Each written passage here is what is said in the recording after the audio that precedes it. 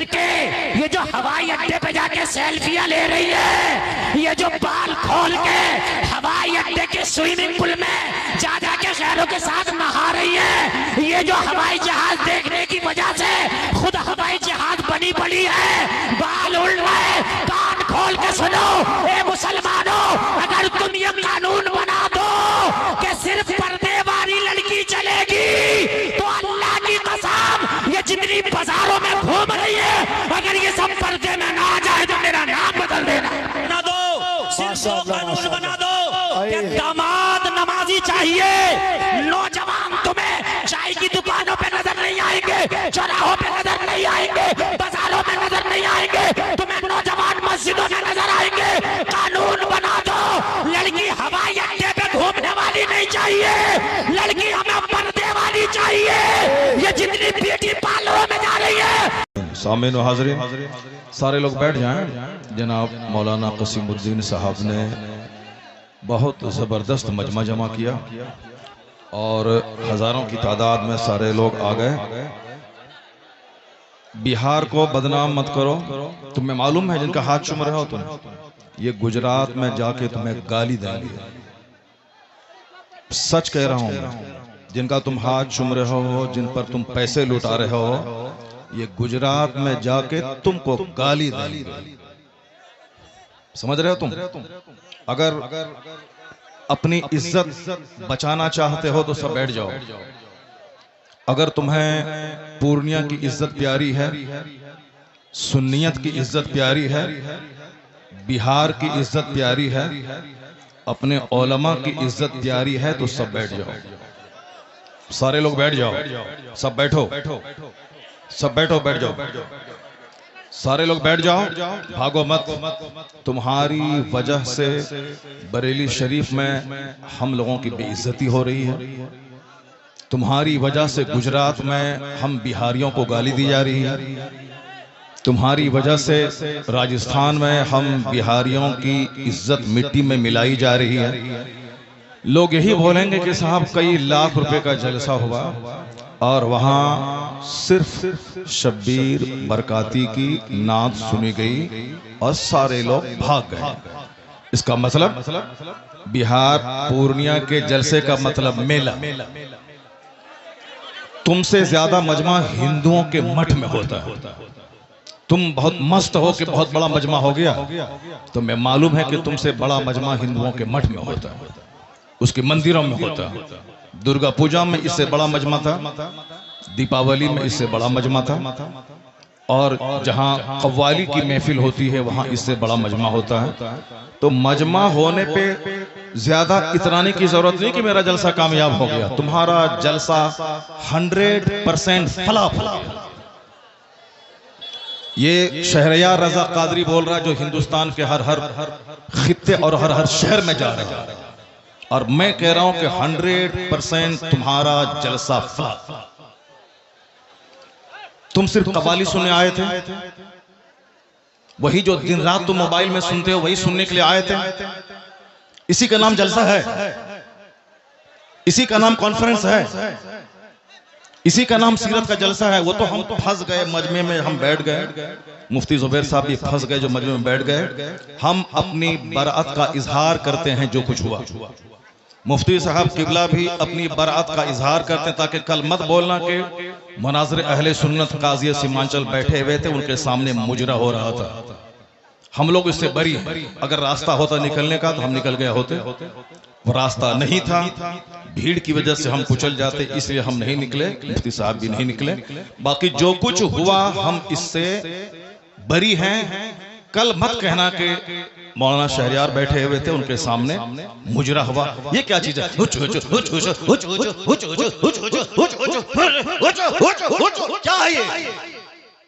کیا ہے یہ؟ تم لوگ کل دیوبندی ہو جاؤ گے، میں دعوے سے کہتا ہوں، اور دیوبندی کل مذاق اڑائے گا پورنیہ کا۔ تمہیں معلوم ہے کہ آس پاس میں سارے غیر مقلد ہیں، یہ سب کل مذاق اڑائیں گے بریلیوں کے جلسے کا، کہیں گے بریلیوں کا جلسہ یہ ہوتا ہے، بریلیوں کا جلسہ یہی ہوتا ہے۔ کیا چیز ہے؟ کیا یہ نعت خوانی ہے؟ یہی نعت خوانی ہے؟ یہ ایکو ہٹا دو اس کے بعد کیا؟ ایکو تم ہٹا دو، میرے مدرسے کا بچہ اس سے اچھی نعت پڑھتا ہے، عربی کالج کا بچہ اس سے اچھی نعت پڑھتا ہے۔ یہ ہچڑ کا نام نعت خوانی ہے؟ کیا کیا تم نے؟ سنیت کو بدنام کیا، بریلویت کو بدنام کیا، مسلک اعلیٰ حضرت کو بدنام کیا۔ رات کے کتنے بج رہے ہیں؟ 2:10۔ کتنے بج رہے ہیں؟ ٹائم دیکھو تم، رات کے 2:10 ہو رہے ہیں، 2:10 ہو رہے ہیں۔ معلوم ہے کیا ہوا اس میں؟ پبلک کا چندہ اسی لیے ہو رہا ہے۔ بیٹھ جاؤ، اگر بہار کی عزت پیاری ہے تو بیٹھ جاؤ، اگر پورنیہ کی عزت پیاری ہے تو بیٹھ جاؤ۔ یہ ڈانس کرنے کے لیے جلسہ ہوتا ہے، چندہ ہوتا ہے، بیٹھ جاؤ سب۔ نعت خوانی وہ نہیں ہے جو تم نے سنی ہے، نعت خوانی وہ نہیں جو تم نے سنی ہے۔ بھیڑ جٹانے کا نام جلسہ ہے کیا؟ بیٹھ جاؤ سب۔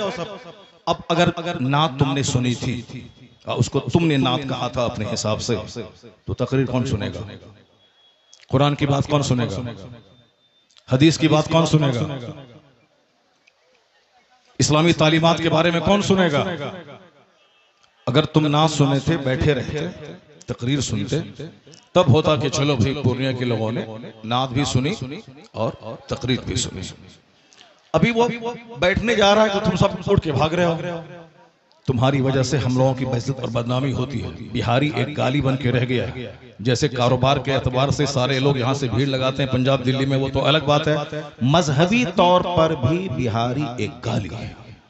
جس کا ہم ہاتھ چومتے ہیں، جس کا ہم پیر چومتے ہیں، وہ ہمارے جلسوں کی حرکتوں کو بیان کرتے ہیں، وہاں تقریر نہیں ہوتا۔ ابھی میں 4 دن پہلے حیدرآباد میں تھا، وہاں میری 2 گھنٹے کی تقریر ہوئی، ایک بندہ نہیں اٹھا، سارے لوگ غور سے تقریر سنتے رہے، پولیس والے کھڑے ہو کے تقریر سنتے رہے، جبکہ وہاں کوئی پرمیشن نہیں تھا، لیکن وہ سارے لوگ غور سے اسلام سنتے رہے، اسلام سیکھتے رہے۔ یہ ہے تقریر، یہ ہے مسلمانوں کا اسلامی جذبہ۔ یہ کیا ہے؟ بس ہچڑ سنے اور بھاگ گئے۔ یہ کوئی طریقہ ہے کیا؟ یہ کوئی طریقہ ہے کیا؟ یہی نعت ہو گئی کیا؟ نہیں، میں اس سے بری ہوں۔ میں قطعاً کبھی نہیں پسند کرتا ہوں اس طرح کی نعت خوانی کو۔ جو کچھ ہوا غلط ہوا۔ اب اگر ذرا بھی غیرت موجود ہے تو بیٹھ کر کے تھوڑی دیر تقریر سن لو، قرآن حدیث کی بات سن لو، اور سارے لوگ زور سے بولیں، دروشی پڑھیں، اللہم صلی علی سیدنا و مولانا محمد معدن الجود والکرم وآلہ وبارک وسلم صلاۃ و سلاما علیک یا رسول اللہ۔ اس طرح کی مجلسوں سے قرآن پاک کی تلاوت ہوتی ہے۔ قرآن پاک کی تلاوت ہونی چاہیے 1 گھنٹہ، تاکہ مسلمانوں کا سینہ ہل جائے، ان کی آنکھیں آنسو بہائیں۔ یہاں قرآن پاک کی تعلیم کے لیے مدرسہ قائم ہوتا ہے، مدرسے کے جلسے میں قرآن پاک کی تعلیم پہ فوکس دیا جاتا ہے، تو ہمارے جلسے بھی اسلامک انوائرمنٹ میں ہوتے ہیں۔ یہاں مصطفیٰ کی حدیث سنائی جاتی ہے۔ یہ بتا دیں کہ تم لوگ یہاں کیا سننے کے لیے آئے تھے؟ یہ ننگے سر کیوں آئے تھے؟ کیا کرنے آئے تھے؟ صرف شبیر برکاتی کو سننے آئے تھے؟ یہاں جس کے صاحب مرتبے کا یہ عالم ہے کہ بڑے بڑے علماء جن کا ہاتھ چومتے ہیں، ان کی کوئی عزت نہیں ہے، اور تم صاحب ایک دنیادار آدمی کی نعت سن رہے ہو۔ معلوم ہے تمہیں کیا سب ہو رہا ہے؟ تقریر سنو، حدیث سنو، اور اپنے اسٹیٹ اور اپنے ڈسٹرکٹ کو بدنام مت کرو۔ یہ جلسہ ہے، قوالی کی محفل نہیں ہے۔ یہاں قرآن پاک کی تلاوت ہوتی ہے، آدھا گھنٹہ تک قرآن پاک کی تلاوت ہونی چاہیے، سرکار دو جہاں علیہ السلام کی حدیث پاک کی روایت ہونی چاہیے، اسلامی تاریخ بیان کرنی چاہیے۔ اب جلسہ شروع ہو رہا ہے، یہاں سے غور سے سنو۔ اللہ تبارک و تعالی ہم کو اور آپ کو سارے مسلمانوں کو جلسے کی قدر کرنے کی توفیق عطا فرمائے۔ ذرا ایک بار زور سے بولو سبحان اللہ، ہاتھ اٹھا کے بولو لا الہ الا اللہ محمد الرسول اللہ صلی اللہ علیہ وسلم۔ کنتم خیر امت اخرجت للناس تعمرون بالمعروف وتنہون عن المنکر۔ تم بہترین امت ہو، تم بہترین امت ہو جو لوگوں کی طرف بھیجے گئے ہو، اور تمہاری ڈیوٹی ہے نیک راہ پہ چلنا، نیکی کا پیغام دینا، اور تمہاری ڈیوٹی ہے برائیوں سے روکنا۔ کیا ہوا جی؟ بیٹھ جاؤ تم وہاں پہ، بیٹھو ننگے سر بیٹھ کیا کرنے آیا تم؟ بیٹھو تم وہاں پہ، کیا تمہاری بات سنو؟ بیٹھو تم وہاں پہ، بیٹھ جاؤ تم. یہ کیا قوالی کی محفل ہے؟ قوالی کی محفل ہے؟ ایسے ذلیل نہیں کیا جاتا. قوالی کی محفل ہے؟ مفتی صاحب قوالی ہے یہ؟ قوالی تھی وہ. ایسے ذلیل نہیں کیا جاتا ہے. قوالی تھی وہ. قوالی تھی وہ. نہیں قوالی تھی وہ. بیٹھ جاؤ سب. بیٹھ جاؤ سب. بس بھائی اصلاح کرنے کے لیے بیٹھا ہوا ہوں. بیٹھ جاؤ. بیٹھ جاؤ. نہیں وہ غلط ہے. جو کچھ ہوا وہ غلط ہے. جو کچھ ہوا وہ غلط ہے. جو کچھ ہوا وہ غلط ہے. نہیں ہے. ہاں ہاں کیا یہاں کو ناچ کو سننا چاہتا ہے وہ؟ ناچ کو سنے گا وہ. ناچ کو سنے گا. ناچ کو سناؤ. دینی مجلس میں ناچ کراؤ گے تم؟ بیٹھ.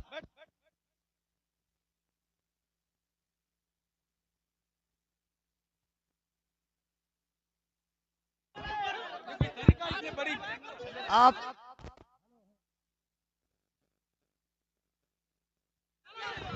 Hello hello.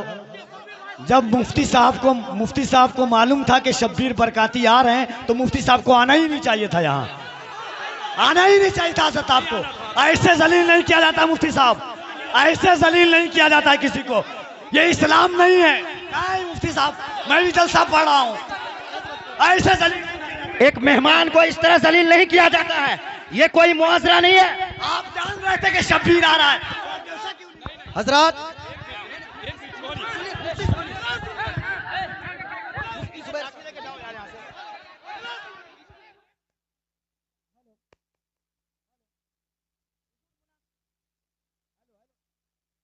Hello hello hello. شانتی ہو جائیے. شانتی ہو جائیے. بیٹھیے. بیٹھیے. شانتی رکھیے. بس بس بیٹھیے. آپ لوگ بیٹھیے. شانتی بنائیے. آپ لوگ پہلے شانتی بنائیے. Hello hello hello. مائک آپ لوگوں کے بیچ علامہ توصیف رضا صاحب اسٹیج پہ ہیں. کم سے کم اس بات کا خیال رکھیں. توصیف ملت آ چکے ہیں. نعرہ تکبیر. نعرہ رسالت. آمد حضور توصیف ملت. آمد حضور توفیق ملت. نبی اعلی حضرت شہزادہ حضور ریحان ملت. عشق محبت. عشق محبت.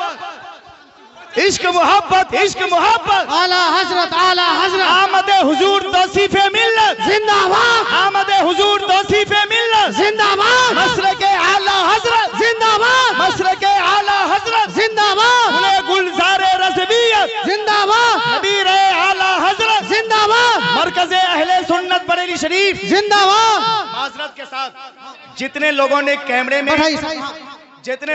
کیمرے میں ویڈیوز کو قید کیے ہو، خدا کے واسطے اگر آپ مسلمان ہیں، کوئی بھی یوٹیوبر یا کسی کے موبائل فون میں اگر یہ ویڈیو ابھی کی بنی ہے، خدا کے واسطے اعلیٰ حضرت کے بیٹے کے سامنے آپ سبھی حضرات ویڈیو کو ڈیلیٹ کریں.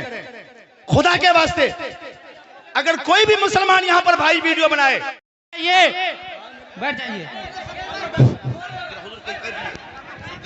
السلام علیکم. یہ جلسہ آپ نے بڑے محنت و کاوش سے دین کی ترقی و بقا اور استحکام کے لیے علماء اہل سنت کو ان کے بیانات کو سننے کے لیے اپنے ایمان کی اصلاح کے لیے آپ نے یہ جلسہ سجایا. اور اگر آپ ہی لوگ یہ سب کام کریں گے، اس طریقے سے افراتفری اور انتشار پیدا کریں گے، تو یہ جلسہ مولانا نے سجایا بڑی محنت و کاوش سے. اس جلسے کا کیا ہوگا؟ آپ حضرات علاقے کے ہیں، اپنے علاقے کی عزت کا آپ خیال کیجئے. اور یہ معاملات جو ہیں پہلے کے اور تھے، اب 1 منٹ میں پوری دنیا میں بات پہنچ جاتی ہے. اس لیے میں آپ سے گزارش کروں گا کہ آپ کے علاقے کے بہت بڑے عالم دین مولانا شہریار رضا صاحب بہت بڑے عالم دین ہیں، اور نعت سننا عبادت، نعت لکھنا عبادت، نعت پڑھنا عبادت. لیکن مجھے آپ بتائیے کہ جب تک کہ علماء کی تقریریں آپ نہیں سنیں گے تو یہ کون بتائے گا کہ نعت سننا عبادت ہے، نعت پڑھنا عبادت ہے، نعت لکھنا عبادت ہے؟ علماء کی تقریریں سے ایمان سلامت ہوگا، عقیدہ محفوظ ہوگا، تو علماء کی تقریر سننا پہلے، نعت سننا یہ بعد میں۔ نعت بھی پڑھی جائے گی اور تقریر بھی کی جائے گی۔ آپ لوگ بڑے اطمینان کے ساتھ تشریف رکھیں۔ حضرت مولانا شہریار رضا صاحب کا خطاب نایاب دستیاب ہوگا انشاءاللہ۔ بیٹھ جائیں سارے لوگ، بیٹھ جائیں۔ حضور پیر طریقت علامہ مولانا توصیف رضا خان صاحب قبلہ مدظ العلی نبیر اعلیٰ حضرت، یہ اعلیٰ حضرت کے شہزادے ہیں۔ انہوں نے یہاں آنے کے بعد آپ کو نصیحت کی کہ نعت خوانی بھی ہو مگر تقریر سب سے پہلے ہونی چاہیے۔ میں نے آپ کی ان اداؤں کی وجہ سے مجھ کو ناراضگی ہوئی، کیونکہ تقریر نہ سننے کے بعد سارے لوگ یک بیک کھڑے ہو گئے۔ یہ جلسے کی توہین ہے، ہمارے علاقے کی توہین ہے۔ اس لیے یہ جلسہ ہے، سیرت کی محفل ہے، اصلاح ایمان و عمل کانفرنس ہے۔ اب ذرا تھوڑی دیر میری گفتگو سنیں، اس کے بعد دستار بندی کا منظر ہوگا اور حضور پیر طریقت کا خطاب نایاب ہوگا۔ اللہ تبارک و تعالی ہمارے علاقے کے سارے مسلمانوں کو اپنے علماء کی قدر کرنے کی توفیق عطا فرمائے۔ میں نے کہا تھا نا کہ ہماری بے عزتی ہوتی ہے، ہماری توہین ہوتی ہے، ہمارے جلسے کا وقار مجروح ہوتا ہے۔ ہم لوگ چاروں طرف سے گھرے ہوئے ہیں بدعقیدوں کے بیچ میں، ہمارا کل مذاق اڑایا جائے گا، ہمارے جلسے کا مذاق اڑایا جاتا ہے۔ تو ہمیں صرف آپ کی ان اداؤں کی وجہ سے تکلیف ہوتی ہے کہ میں نے کہا نا کہ جس طرح آپ نے نعت سنی تھی اسی طرح بیٹھ کے آپ 1 گھنٹے کی تقریر سن لیتے، تاکہ پورے ہندوستان کے لوگ جانتے کہ وہاں نعت بھی سنی جاتی ہے اور تقریر بھی ہوتی ہے۔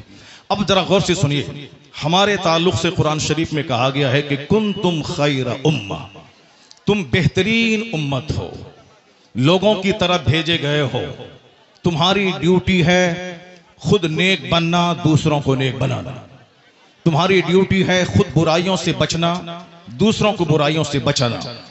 یہ ہماری کوالٹیز کو قرآن شریف میں بیان کیا گیا ہے کہ you are the best community, تم بہترین امت ہو۔ اب بہترین کیوں ہو؟ اسی لیے ہو کہ تمہارا کام ہی ہے نیک بننا، دوسروں کو نیکی کا پیغام دینا۔ تمہاری ذمہ داری ہے خود برائی سے بچنا اور دوسروں کو برائی سے بچانا۔ دوسرے لوگ کھانے پینے پیدا ہوئے ہیں، دوسرے لوگ موج مستی کرنے پیدا ہوئے ہیں، دوسرے لوگ شراب پئیں، بدکاری کریں، سود کھائیں، اس سے کیا مطلب ہے؟ اس کو مرنے کے بعد حساب کتاب کا کوئی خوف ہی نہیں ہے۔ یہ ساری باتیں ہم مسلمانوں کو سوچنا ہے۔ سرکار دو جہاں کی حدیث ہے کہ لا تزول قدم عبد حتی یسأل عن اربع۔ آقا فرماتے ہیں کہ قیامت کے دن بندے کا پاؤں اپنی جگہ سے 1 انچ نہیں ہٹے گا، 1 انچ نہیں ہٹے گا جب تک کہ 4 چیزوں کا اس سے سوال نہ ہو جائے، جب تک کہ 4 چیزوں کا اس سے سوال نہ ہو جائے۔ سب سے پہلا سوال ہوگا ان عمرہ فیما افنا، یعنی اپنی یہ قیمتی زندگی تم نے کس کام میں گزاری۔ یہ تو ہر مسلمان کو سمجھنا ہوگا کہ ہم اپنا بہمولیہ جیون سر سے لے کے پاؤں تک مہاسنکھوں روپے سے زیادہ قیمتی پارٹس اللہ نے دیے۔ جو لوگ گونگے ہیں، بات نہیں کر سکتے، ان کو دیکھنے کے بعد اپنی زبان کی اہمیت سمجھیں۔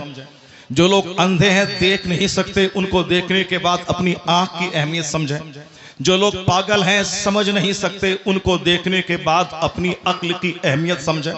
جس کے پاس ہاتھ نہیں ہے وہ لولہے کو دیکھ کر اپنے ہاتھ کی اہمیت سمجھیں۔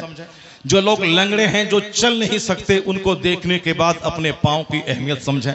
جو اربوں میں کھیلنے والے 2 روٹی کھا کے پچا نہیں سکتے، ان کو دیکھ کر 10 روٹی کھانے کے بعد پچانے کی جو مشین اللہ نے پیٹ کی شکل میں دی ہے، اس کا مہتو سمجھیں۔ حضور فرماتے ہیں قیامت کے دن ان ساری نعمتوں کے بارے میں سوال ہوگا۔ تم نے اپنے پاؤں کا کیسا استعمال کیا؟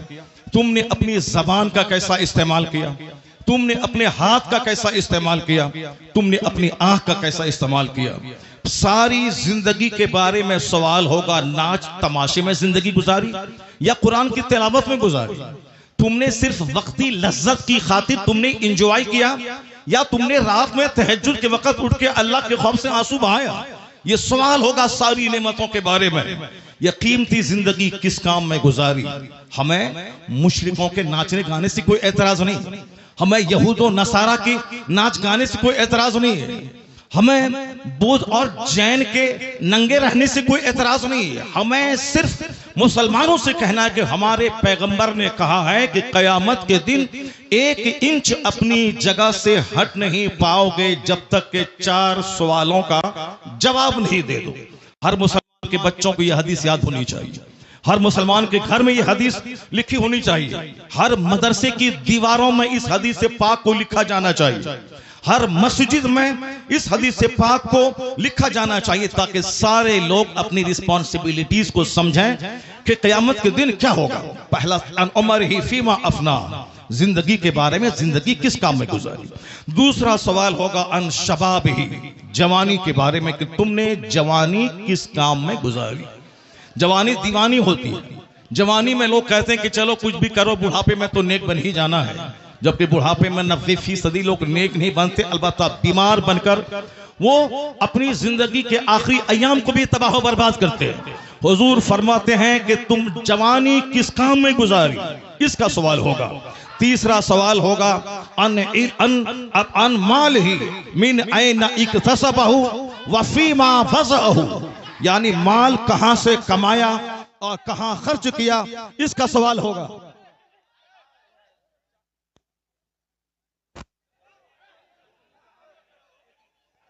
چلو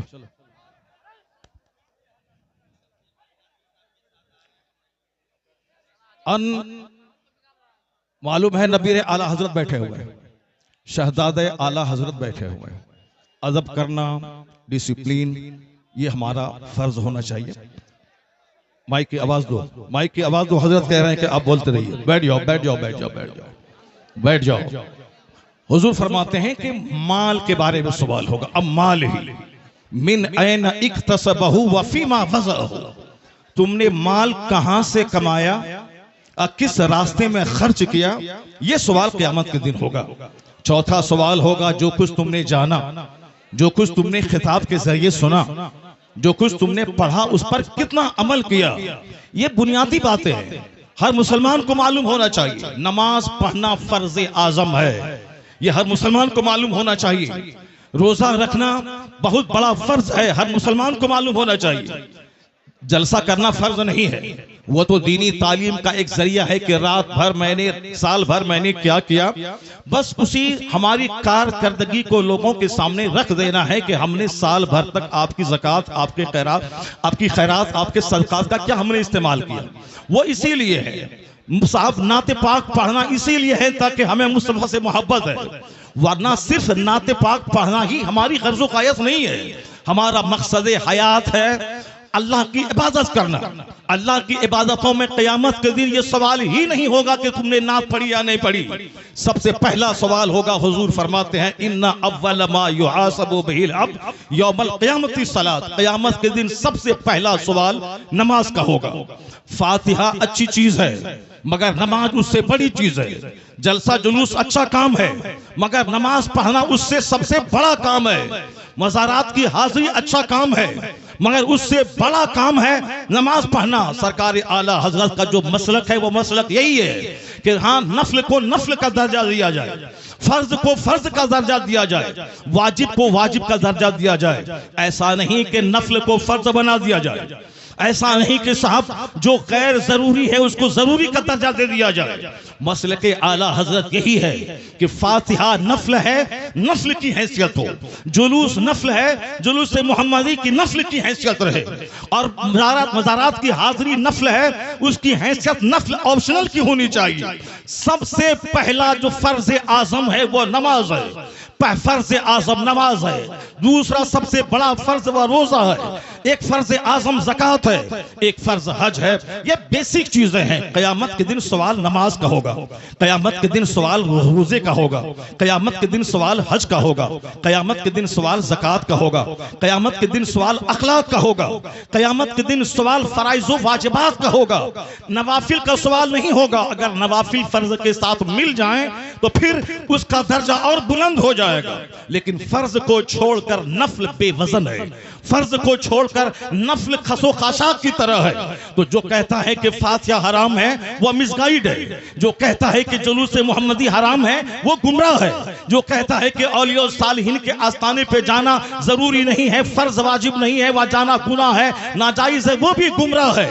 اور جو یہ کہتا ہے کہ صرف نماز پڑھیں درگاہوں پہ جانا نہیں, وہ بھی مس گائیڈ ہے. اور جو یہ کہتا ہو کہ صرف فاتحہ پڑھیں نماز ضروری نہیں ہے, صرف جلسہ کریں نماز ضروری نہیں ہے, صرف نعت پڑھیں نماز ضروری نہیں ہے, صرف صاحب قوالی کریں نماز ضروری نہیں ہے, وہ بھی مس گائیڈ ہے. بیچ کا راستہ ہے مسلک اعتدال اور مسلک اعلیٰ حضرت کہ پہلے فرض ادا ہوگا پھر نفل ادا ہوگا. یہاں نماز بھی ادا ہوگی, نیاز بھی ادا کی جائے گی, نماز بھی پڑھی جائے گی, مزارات پہ حاضری بھی ہوگی, نماز بھی پڑھی جائے گی, جلوس محمدی بھی نکالا جائے گا. یہ فرض اور نفل یا دونوں مل کر سیدھا راستہ جنت الفردوس لے کے جائے گا. یہی مسلک اعلیٰ حضرت ہے, نعرے رسالت. یہی مسلک اعلیٰ حضرت ہے. اسی کا نام مسلک اہل سنت و جماعت ہے. کل کوئی بدعقیدہ یہ نہیں بولے کہ اتنے روپے بڑا جلسہ ہوا, نماز کی بات نہیں ہوئی. میں نماز کی وکالت کرتا ہوں کہ نماز کے بغیر جلسہ بے وزن ہے, نماز کے بغیر فاتحہ بے وزن ہے, نماز کے بغیر صاحب جلوس محمدی بے وزن ہے. اس لیے کہ کوئی نفل قبول نہیں ہوتا. اعلیٰ حضرت نے لکھا ہے جب تک کہ فرض نہ ادا ہو. 1 کروڑ روپے کی مسجد کوئی تعمیر کرے یہ نفل ہے, اور زکوٰۃ کا 100 روپیہ اگر کسی پہ فرض ہے تو وہ فرض ہے. اعلیٰ حضرت فاضل بریلوی لکھتے ہیں کہ جب تک وہ زکوٰۃ ادا نہیں ہوگی کوئی نفل خیرات قابل قبول نہیں ہوگا. اس کا مطلب یہ نکلا کہ جلسہ نہیں ہوگا, ایسا نہیں. جلسہ بھی ہوگا, نماز پہلے ہوگی, جلسہ بعد میں ہوگا. نماز پہلے ہوگی, فاتحہ بعد میں ہوگی. نماز پہلے ہوگی, نعت بعد میں پڑھی جائے گی. اعلیٰ حضرت سے کسی نے پوچھا تھا حضور رمضان میں تراویح کی نماز سناتا ہوں, پڑھاتا ہوں, تراویح پڑھاتا ہوں, اور رمضان میں روزے رکھتا ہوں, قرآن شریف کی تلاوت کرنی پڑتی ہے, کیا میں روزہ چھوڑ سکتا ہوں؟ اعلیٰ حضرت نے کتنا اچھا جواب دیا. کہا بہت سارے لوگ ہیں جو روزہ بھی رکھتے ہیں اور قرآن پاک بھی سناتے ہیں. البتہ رہی بات کہ جو قرآن روزہ رکھ کر قرآن نہیں سنا سکتا ہے, اس کو معلوم ہونا چاہیے کہ تراویح کی نماز فرض نہیں ہے, تراویح کی نماز واجب بھی وتر کی طرح نہیں ہے, تراویح کی نماز سنت موقدہ ہے. اگر کسی نے پڑھا تو فرض چھوڑنے کے برابر, کسی نے نہیں پڑھا فرض چھوڑنے کے برابر گناہ نہیں ہوگا. جماعت سے نماز پڑھنا یہ کیا ہے, موقدہ علی الکفایہ ہے. اگر جماعت مسجد میں تراویح کی ہو گئی اور پھر سارے لوگ اپنے گھر میں کچھ لوگ پڑھ لیے, گھر میں پڑھنے والا مجرم نہیں ہوگا. لیکن اگر ظہر کی جماعت چھوڑ دیا وہ مجرم ہوگا. کہتے ہیں کہ جو چیز فرض ہے روزہ, اس کو چھوڑ کر یہ تراویح کی بات کر رہا ہے. بہتر یہی ہے کہ وہ تراویح اگر نہیں سنا سکتا ہے علم ترى کیف سے لے کے قل برب الناس تک, اس کو پڑھ کے اپنی تراویح پڑھ لے مگر روزہ نہ چھوڑے, کیونکہ روزہ فرض ہے, تراویح کی نماز سنت ہے. یہ فرض کو فرض سمجھا جائے, نفل کو نفل سمجھا جائے.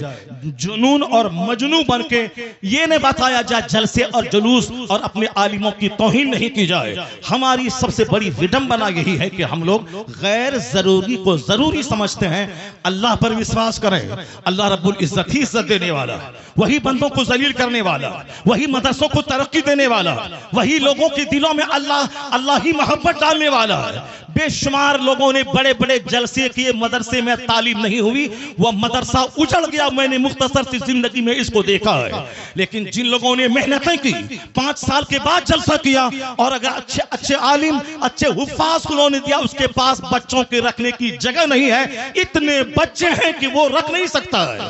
اصل کوالٹی علم کی ہے, اصل کوالٹی ہے آپ بچوں کو اچھی تعلیم دیجئے, ایجوکیشن دیجئے, نہ کہ بہت بڑی بھیڑ بھاڑ جھا کر کے اور اپنے مدرسے کو فروغ دیے. مدرسہ فروغ پاتا ہے علم سے.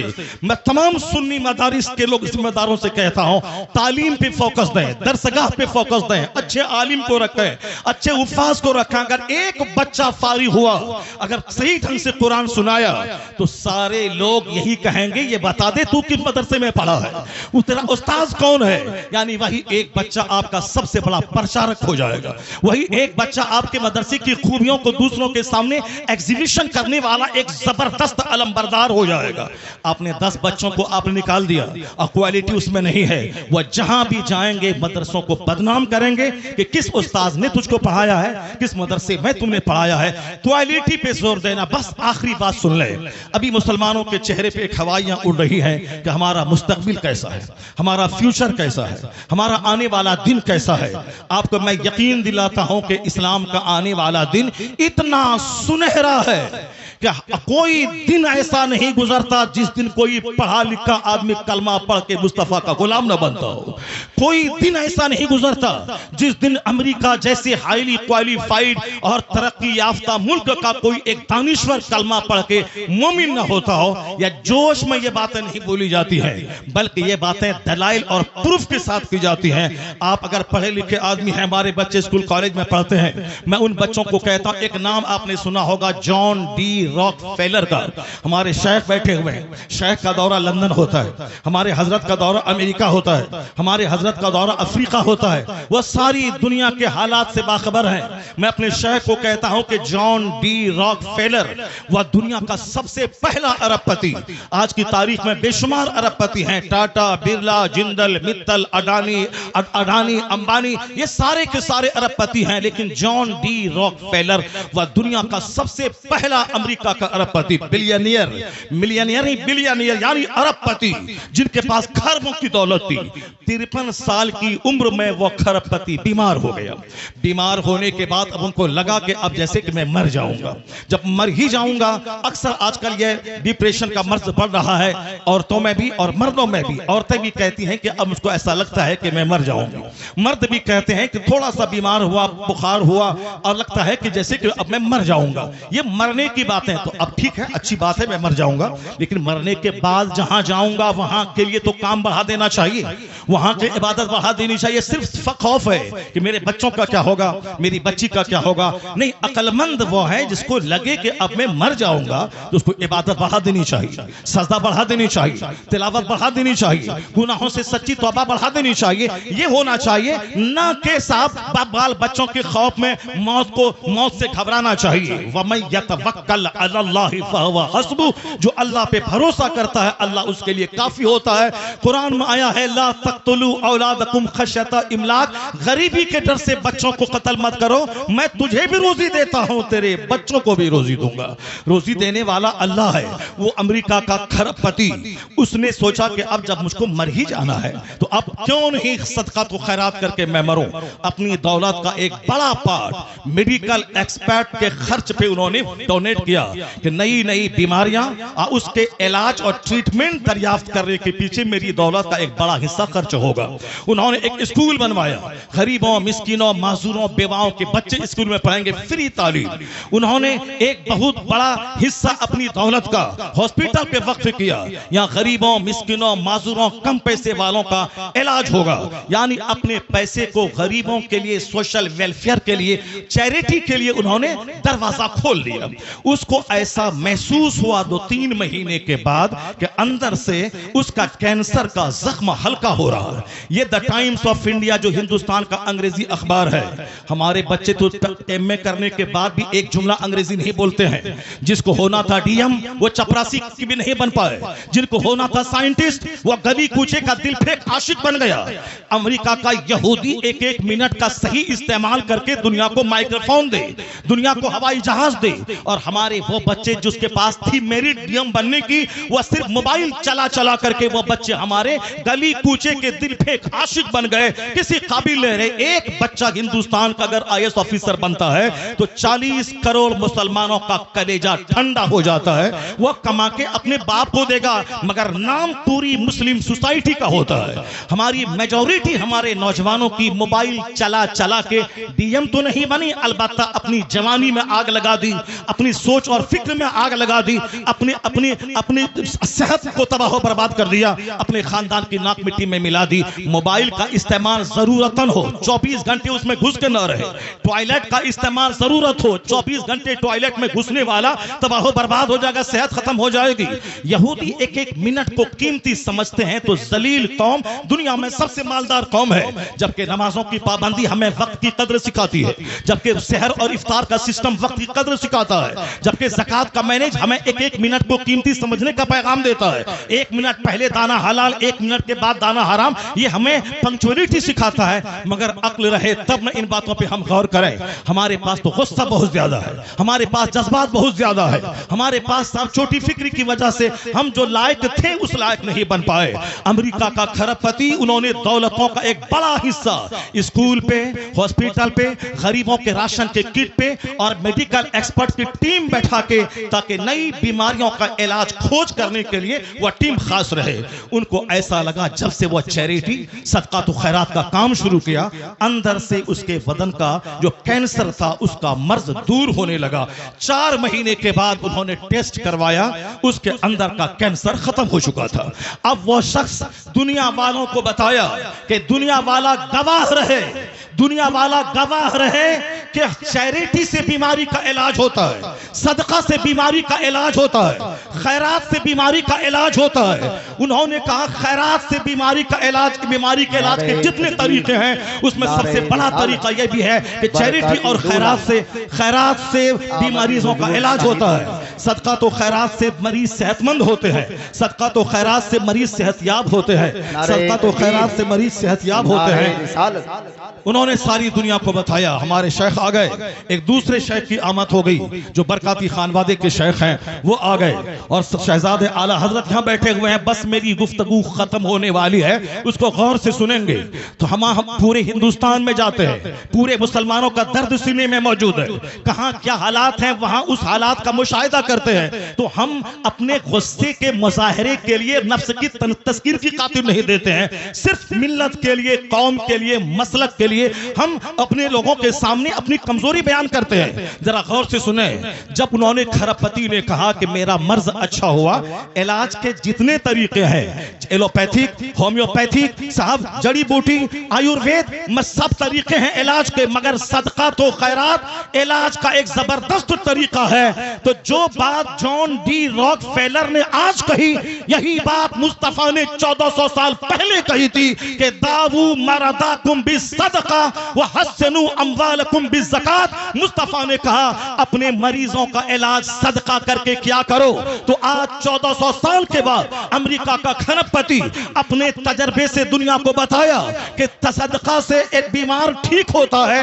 جو بات مصطفیٰ نے 1400 سال پہلے کہی وہ امریکہ کا کرسچن ذاتی تجربے سے بتا دیا کہ مصطفیٰ کا قول سچا ہے، مصطفیٰ کا مذہب سچا ہے اور خیرات سے علاج ہوتا ہے۔ تو آج جیسے دانشوروں کے بیچ مصطفیٰ کی حدیث کی صداقت سامنے آ رہی ہے، کلمہ پڑھنے والوں کی تعداد میں زبردست اضافہ ہوتا چلا جا رہا ہے۔ اسلام کبھی خطرے میں نہیں تھا اور آج بھی خطرے میں نہیں ہے۔ جیسے جیسے علم بڑھ رہا ہے، جیسے جیسے ریسرچ بڑھ رہی ہے، جیسے جیسے تحقیق بڑھ رہی ہے، ویسے ویسے مصطفیٰ کے غلاموں کی تعداد میں اضافہ ہوتا جا رہا ہے۔ اسلام کے تعلق سے آپ بے فکر ہو جائیں، اپنی فکر کریں کہ میرا مرتے وقت کیا ہوگا، میرا قبر میں کیا ہوگا، میرا حشر میں کیا ہوگا، کل اگر میں مر گیا تو میرا کیا ہوگا۔ اسلام کے بارے میں زیادہ فکر کرنے کی ضرورت نہیں ہے۔ اسلام بہت زندہ تابندہ مذہب ہے، پوری دنیا کے ہر گوشے میں، ہر خطے میں اسلامی چراغ روشن ہو رہا ہے۔ جتنے بھی لوگوں نے اسلام کا چراغ بجھانا چاہا وہ سب بجھ گئے، ان کی عزتیں مٹی میں مل گئیں، ان کے آباء و اجداد دشمنی کی آگ میں جل کر مٹی میں مل گئے۔ اسلام مسکرا رہا ہے، مدرسہ مسکرا رہا ہے، مسجدیں مسکرا رہی ہیں، اذان مسکرا رہی ہے، ہمارے مشائخ کے چہرے کی داڑھیاں، ان کے سروں کی پگڑیاں مسکرا رہی ہیں۔ کبھی اسلام خطرے میں نہیں تھا اور آنے والے وقت میں بھی جیسے جیسے علم کا اجالا پھیلے گا مصطفیٰ کے غلاموں کی تعداد میں اضافہ ہوتا چلا جائے گا۔ ہے نور خدا کفر کی حرکت پہ خندہ زن، پھونکوں سے یہ چراغ بجھایا نہ جائے گا۔ اللہ تبارک و تعالی मदरसा गौसिया सिराजुल उलूम को सलामत रखे, मौलाना क़सीमुल हक साहब को सलामत रखे, उनके मदरसे की मोहब्बतें इलाके के सारे मुसलमान के दिलों में अता फरमा दें। यहाँ के सारे मुंतज़मीन, अरकान और तमाम पढ़ने वाले बच्चे, सारे असातिज़ा, सबों को इखलास के साथ दीनी खिदमत करते रहने की तौफीक अता फरमाए। हमारे शेख को अल्लाह लंबी उम्र अता फरमा दे। अल्लाह ताला इन्हें और पूरी दुनिया में घूम घूम कर मसलक आला हज़रत की धूम मचाते रहने की तौफीक अता फरमाए। आमीन। व आखिर दावाना अनिल हम्दुलिल्लाहि रब्बिल आलमीन।